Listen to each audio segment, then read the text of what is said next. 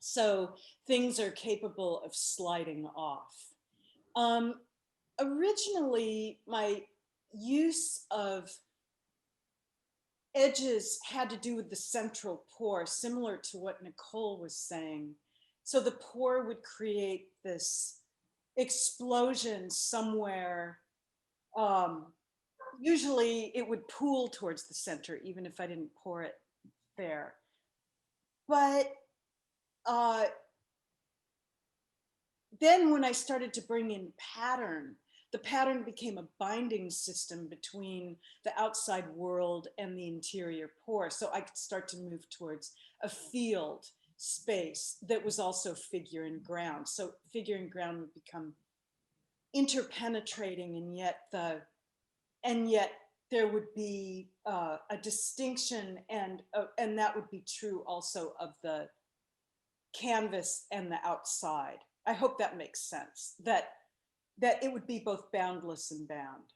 Mhm. And that's where I am now. That, and my thinking then is to pull the edge out.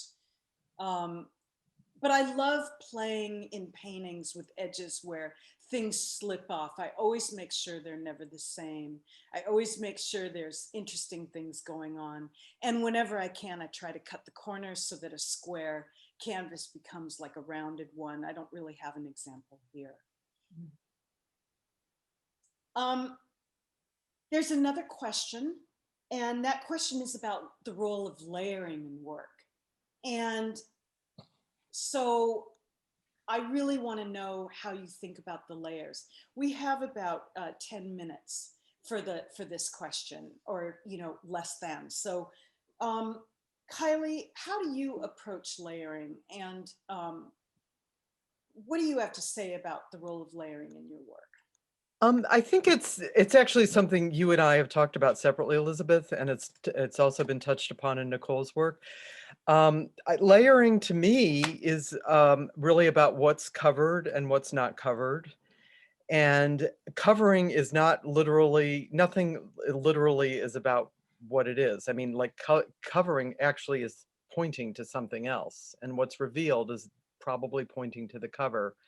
So it's an interchangeability, that covering, not covering, and yeah, what's left open, and also I would say also it's a way of bringing together heaviness and transparency in paint.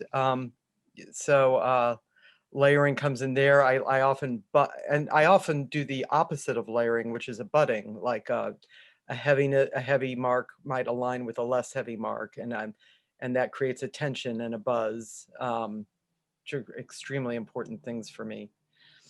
So yeah. How about for you, Nicole? Um, yeah, I was thinking I haven't talked about the collage yet. Maybe look at that. But yeah, also I think you used the word longing. The work on paper, actually, Elizabeth.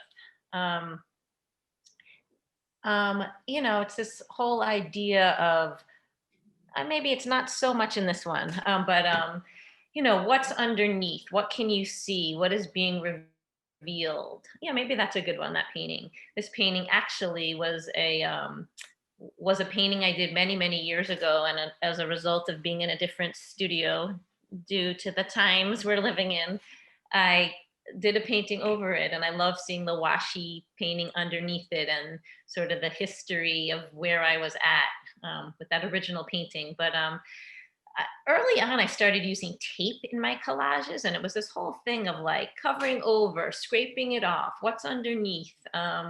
I feel like there's a very emotional and psychological resonance for me with layers. I've also done installations with wallpaper, like you, Elizabeth. It really calls to me this nostalgia again, and family and home, and it all looks pretty on the outside, and then you peel what's underneath, and really intrigued. I love that aesthetic of things peeling and scraped off, and sort of this beautiful ugly.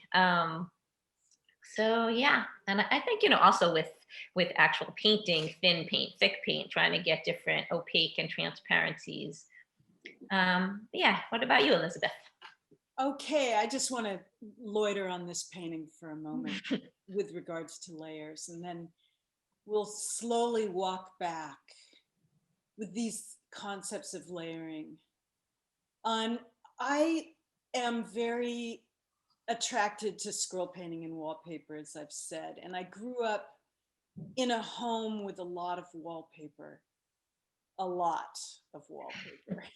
And for me, the pattern, so I started to see it as a encompassing space. And I started to see it as a space that seemed impenetrable, like the religion that my family grew up with, which was Christian Science. Like that there was a kind of, how could you get past that surface? How could you break through the insistence of a flower pattern in certain kinds of colors, the insistence of print, the, no matter how subtle, color sitting on a surface. And so I used to scribble in the wallpaper with ballpoint pen, like send hidden messages to a later self or things like that. And that idea of wanting to penetrate a shallow space or a non-space is very strongly within my work. This is a collage from 2009 that started to break through with screen prints, photocopied sketches, and swipes of paint, swipes of ink on rice paper to try and come to a simultaneous space that was similar to wallpaper, but also could have travel within it, like scrolls and pattern, and then but the insistent patterning of. So it was like a scroll, but the empty spaces are filled with marks, so that there's really no empty space, and that seems very close, in my view, to reality today. And then so there's a kind of field, there's a stacked and field space that happens. This is my walk from home to the studio. The painting is called Sidewalk, and it's big. It's 84 by 90 by 84. But I guess what I want to say is that it's kind of that it has that wallpaper space, but it's also about movement, like a scroll is.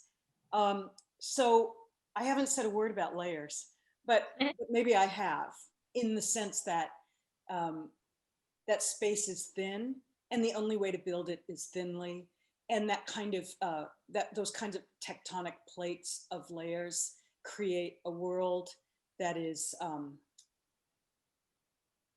that has layers, but it also has a surface unity. Well, it's been really wonderful talking. Yeah. Yeah. Thank you all so much for listening. Yeah, Thank thanks you very everyone. I feel like we could talk for hours, but it's Yes. great to get a chance. I kept wanting to respond and interject that will be a bigger project.